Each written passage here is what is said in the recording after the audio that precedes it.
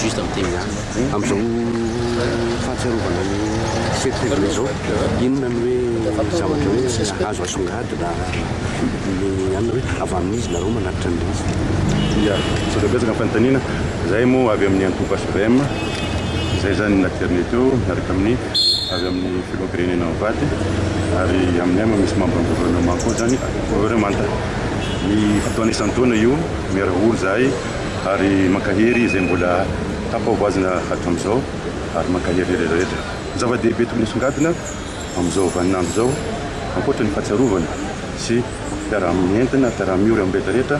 dia ny filatsika zany ny fitoniana ny ilatsika ny firenena ty mba azahoantsika mampandroso ny firenena ty araka zay tenyny filohan'ny republika tamin'iny